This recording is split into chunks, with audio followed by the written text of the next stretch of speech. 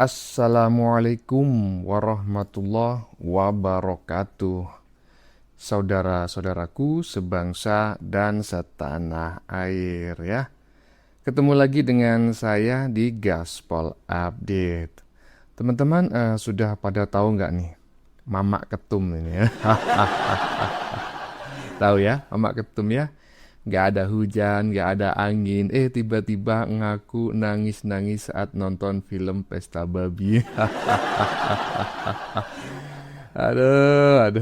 Kalau ini saya bukan sedang menyoal tentang film Pesta Babinya, teman-teman ya. Yang sedang kami soal itu, Mamak Ketum itu sebetulnya nangis karena lihat filmnya yang mengandung bawang atau nangis karena partainya makin kesini makin delosor. Dan bukannya semakin simpati ya, netizen justru ngerujak Mamak Ketum sampai sengklek. Katanya, lah selama ini Anda di mana, Nek? Kan? Nek siapa? Nenek siapa? Nenek lampir dah.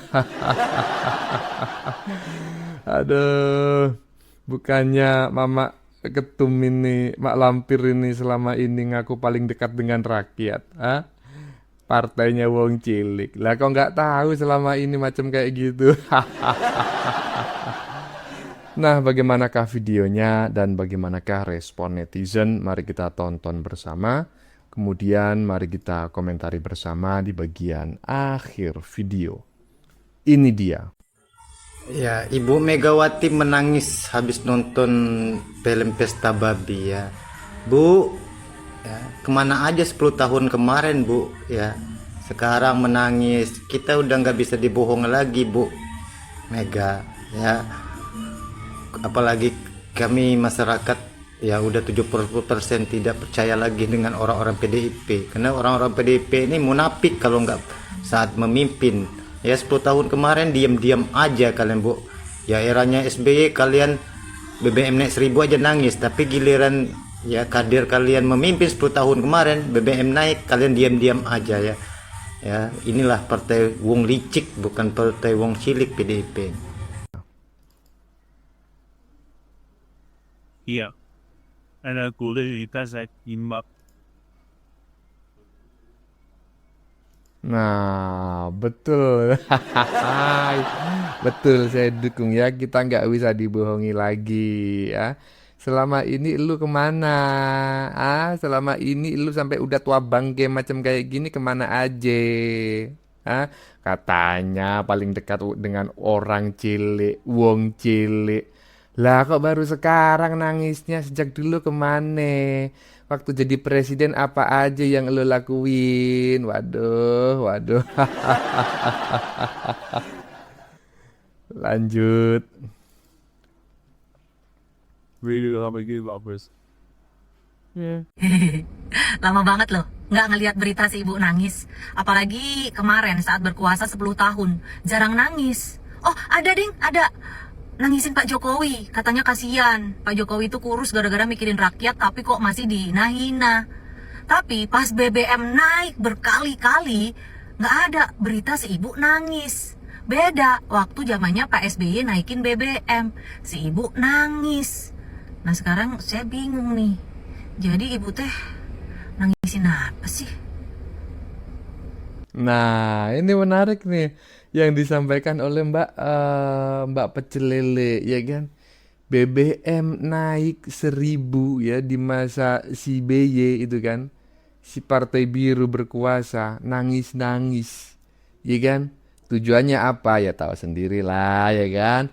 Menarik simpati rakyat. Tapi janganlah kalian itu mudah terhipnotis ya. Orang yang tidak pernah susah selama hidupnya sejak kecil nggak bakal memiliki jiwa yang peka. Itu si nenek lampir itu lahir udah jadi anak presiden, ya tuh. Iya, nggak pernah merasakan sulitnya cari makan. Nek, sekarang nangis-nangis lagi. Mau cari perhatian, biar partainya elektabilitasnya naik lagi. Nggak bisa, Nek. Lanjut.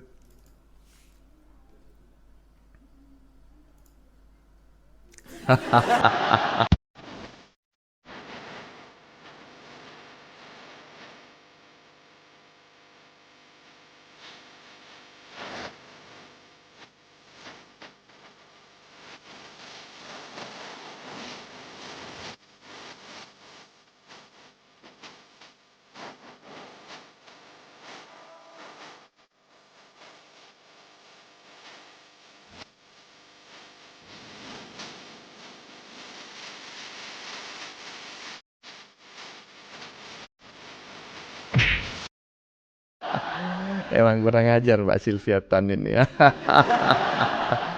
Ditunggu sampai menit terakhir nggak ada ngomong, cuma senyum-senyum aja. Ya, cengar, cengir ini maksudnya gimana toh? Ah? Mbak Sylvia Tan, aduh gimana? Saya tunggu komentarnya sampai video habis. Nggak ada komentar, cuma cengar-cengir aja. Lanjut. Ibu Megawati mengaku dirinya menangis setelah selesai nonton film Pesta Babi. Ibu Mega kenapa menangis? FOMO? Atau memang filmnya mengandung cerita yang melankolis, romantis, dan dramatis seperti di film-film atau sinetron, Bu? Kalau memang Ibu Megawati menangis karena para pejabat kita merusak alam, ya Ibu telat, ya. Ibu kemana aja saat Pak Jokowi berkuasa? Saat PDIP berkuasa. 10 tahun, Bu, PDIP berkuasa. Masa nggak tahu para pejabatnya merusak alam Indonesia? Nggak mungkin nggak tahu kan? Atau memang sebenarnya Ibu Megawati nggak tahu karena Pak Jokowi nggak laporan? Bawahannya nggak laporan. Nggak ada yang bilang tuh kerusakan-kerusakan alam yang terjadi di tanah Papua itu. Atau di tanah-tanah Indonesia lainnya. Nggak bilang ya Bu, ya kasihan Ibu disembunyi-sembunyikan berita-berita kayak gini. Pantesan Ibu nangis ya. Bu, gini Bu, nggak usah nangis Bu. Ibu kan di DPR pemenang tuh ya Bu ya, PDIP Bu ya. Udah, kader-kadernya disuruh bersuara gitu Bu di DPR Bu. Ya, menang tuh Bu. Kalau bersuara Bu kan partai pemenang di DPR. Bersuara suluh menghentikan kekacauan yang ada di Papua, kerusakan-kerusakan alam yang ada di Indonesia itu. DPR-nya Bu suruh ngomong Bu. Jangan cuma nangis. Kalau cuma nangis anak TK, anak PAUD, anak bayi juga bisa nangis Bu. Gus, Agus, waras toh Gus dirimu Gus. Kok makin kesini makin gak beres dirimu ini Gus kalau bikin konten Gus. Aduh, Agus, saya nggak ngerti teman-teman ya, Agus ini kena gangguan apa gitu. Tapi apa yang dia sampaikan, ya saya sependapat gitulah ya. Maksudnya itu mempertanyakan selama ini kemana aja Nek. Bensin naik 1.000 ya kan nangis. Bensin naik ke 10.000 santai-santai wae ya kan. Begitu sekarang partainya ndelosor, nggak ada yang milih, macak nangis-nangis lagi. Aduh. Dan pakai ngaku lagi di depan wartawan. Coba bayangin tujuannya apa kalau tidak ingin menaikkan elektabilitas. Tapi jangan terlalu berharap banyak Nek ya. Masyarakat Indonesia nggak sebodoh macam dulu lagi. Nggak sebodoh kader partainya nenek gitu loh. Lanjut. Buzzer mulai nyerang Ibu Megawati cuma gara-gara beliau itu nangis nonton film Pesta Babi. Lucu ya, orang nangis karena lihat penderitaan rakyat malah dibully. Sementara yang bikin rakyat menderita justru dibela mati-matian. Nih narasi yang dimainkan. Betul banget, food estate itu dari zamannya si Joko Dok. Dan di tangan Pak Prabowo loh, food estate gagal money. Yang terjadi justru kerusakan lingkungan, hutan gundul, dan lainnya. Dan perlu ya rakyat Indonesia tahu, dari awal Ibu Megawati itu nggak setuju loh dengan programnya food estate. Tapi tetap dijalankan si Joko Dok. Ibu Megawati justru memerintahkan si Joko Dok untuk melakukan kedaulatan pangan, bukan ketahanan pangan alias food estate. Silahkan deh teman-teman cari tahu perbedaan antara kedaulatan pangan dan food estate, biar pada paham. Dan yang pasti nih ya, apapun alasannya, food estate di tangan Pak Prabowo gagal total. Tanam singkong, tumbuh jagung. Terus buzzer juga bilang, Ibu Mega nangis karena Jokowi dihina. Nah, itu sebagai bukti nyata kalau beliau itu pernah sayang dan percaya banget sama si Joko Do. Dibela, dilindungi, diangkat derajatnya. Tapi dibalas apa? Pengkhianatan dari si Joko Do sekeluarga. Dan yang lebih ironisnya lagi, sekarang justru banyak yang bangga berdiri di pihak pengkhianat. Terus ada lagi bilang, loh kan PDI Perjuangan yang dukung Joko Do. Iya bener banget. Tapi PDI Perjuangan mana tahu kalau si Joko Do akan berkhianat. Dan itu pun sudah diakui dengan bentuk permintaan maaf kepada rakyat dari PDI Perjuangan karena salah mendukung orang. Nah, sekarang gua tantangin nih kalian. Berani nggak ngakuin kalau pernyataannya Prabowo salah yang menyamakan sawit dengan pohon hutan? Pernyataan Prabowo yang mengatakan deforestasi tidak berbahaya. Ayo dong bahas juga. Ala-ala mana berani buzzer itu. Walaupun terbukti salah, tetap dibelain. Sama setuju banget nih masalah ini nih. Jadi tolong dong jangan drama mulu, jual narasi pembangunan demi kesejahteraan rakyat. Kalau faktanya rakyat semakin tertindas, solusi itu bukan bikin rakyat makin menderita. Tolong dong jujur juga, sebenarnya PSN itu buat kepentingan rakyat atau kepentingan oligarki sih. Contoh nyata seperti apa yang sekarang ini terjadi di Papua dan Kalimantan. Ketika hutan, alam, lingkungan rusak, bahkan masyarakat setempat kehilangan tanahnya. Semua demi PSN katanya. Ingat ya, sejatinya pembangunan itu nggak akan pernah mengorbankan rakyatnya sendiri. Sama satu lagi nih, kata buzzer, Ibu Mega itu nangis saat BBM eranya SBY. Tapi eranya Jokowi nggak nangis. Gini ya, gue jelasin. Eranya SBY yang dipersoalkan itu bukan cuma karena naiknya BBM. Tapi subsidi rakyat yang dialihfungsikan. Itulah kenapa Ibu Mega menangis di tengah kondisi rakyat lagi susah saat itu. Itu konteksnya. Jangan asal framing, bos. Katanya objektif. Ini faktanya framing. Jadi buat kalian nggak usah pada banyak bacot deh. Faktanya, dunia juga tahu tuh siapa yang bawa Prabowo pulang ke Indonesia. Dunia juga tahu siapa yang mengangkat Jokowi dari wali kota sampai jadi presiden. Mereka berdua punya hutang budi politik dan sejarah ke Ibu Megawati. Sementara Ibu Megawati enggak punya hutang apa-apa sama mereka. Oke ya, kasihan dia buzzer-buzzer gede bacot doang. Goblok dipiara. Katanya si manusia yang ngaku bule ya. Padahal jujur aja, saya sering sekali ketemu dengan bule ya, bahkan hampir setiap hari ya kan ketemu dengan bule, tetapi saya tidak pernah merasa ini orang mirip bule gitu loh. Saya justru bertanya, yang menyebut manusia barusan ini mirip bule itu siapa? Atau jangan-jangan dirinya sendiri yang terlalu berharap dan terobsesi dirinya seperti bule gitu loh. Padahal enggak sama sekali. Paling-paling yang mirip lah dengan bule dari Afrika gitu. Ngebully Mamak Ketum, segitu doang kemampuan narasinya. Banyak belajar lagi deh. Yang harus banyak belajar itu lu. Narasi-narasi yang kau gunakan untuk menyerang Jokowi ya, dengan istilah Jokodok, menyerang Gibran dengan asam sulfat, Ibu Iriana, menyerang Prabowo, itu justru narasi-narasi receh yang tidak bisa mengubah persepsi masyarakat.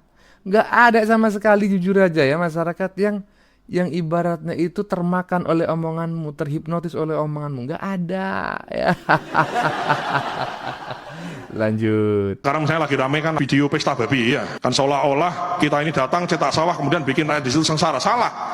Ya, saya mau kasih lihat contoh-contoh cetak sawah yang kita lakukan, dan cetak sawah itu butuh waktu sampai dengan sawah itu bisa kemudian ditanami. Ini adalah contoh cetak sawah ngelampau yang sudah terjadi dan kemudian hasilnya itu. Ini cetak sawah lahan rawa ya di Kalimantan Tengah 51.000 hektar. Ya tadinya rawa begitu, nggak bisa ditanami, kemudian kita lakukan optimalisasi lahan cetak sawah, kemudian 51.000 bisa sekarang ditanami. Ini adalah contoh cetak sawah di Wanam di Papua Selatan. Jadi memang daerahnya daerah berawa, Pak Menteri. Daerah berawa, kalaupun ada pohon, pohonnya itu kecil-kecil gitu loh. Jadi memang menanam padi itu yang susah bukan bibitnya, bukan pupuknya, bukan pestisidanya, bukan. Nanam padi apapun yang susah itu bukan hanya lahannya, tapi lahan yang ada airnya. Bibit bisa kita ciptakan, bisa kita dengan modifikasi dan lain-lain, pupuk bisa kita ciptakan, air itu tidak bisa kita ciptakan, hanya bisa kita kelola. Sehingga kita memang memfokuskan daerah-daerah yang banyak airnya.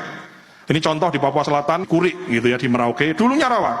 Ini kemudian kita cetak sawah setelah 5-10 tahun berikut yang dulu dicetak sawah, tadinya orang tidak bersawah di situ, jadi bersawah, panen sekali, tanam sekali. Sekarang sudah panen 3 kali karena menanamnya 3 kali. Jadi mohon maaf, Dengan segala hormat, kita hormat sama semua kritik yang dialamatkan kepada pemerintah, khususnya kami di Kementerian Pertanian. Namun berdasarkan catatan sejarah kami, daerah yang kita kemudian cetak sawah, kita berikan insentif, kita latih orangnya bertani di situ, kita kasih alat mesin pertanian, kita kasih bibit terbaik, kita kelola airnya, dan di mana-mana itu kemudian mensejahterakan rakyat setempat. Jangan dibayangkan cetak sawah hari ini dikeruk-keruk jadi sawah, besok ditanam langsung 5 ton atau 10 ton, tidak bisa.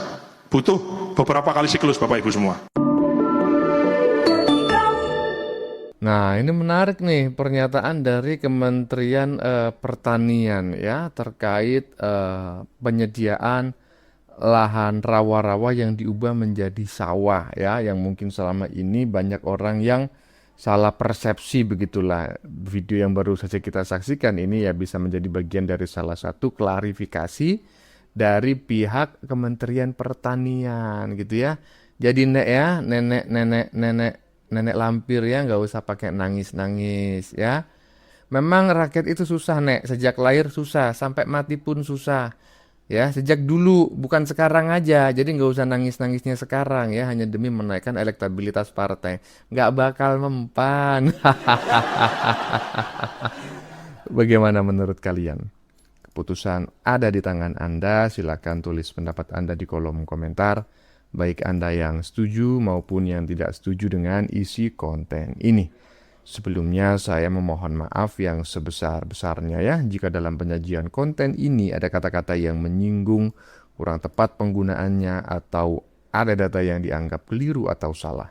Saya memohon maaf yang sebesar-besarnya ya. Sebelumnya saya sampaikan bahwa kami bukanlah buzzer pihak manapun. Kami hanya menyajikan keputusan tetap ada di tangan Anda. Kita jumpa lagi di lain video. Salam NKRI.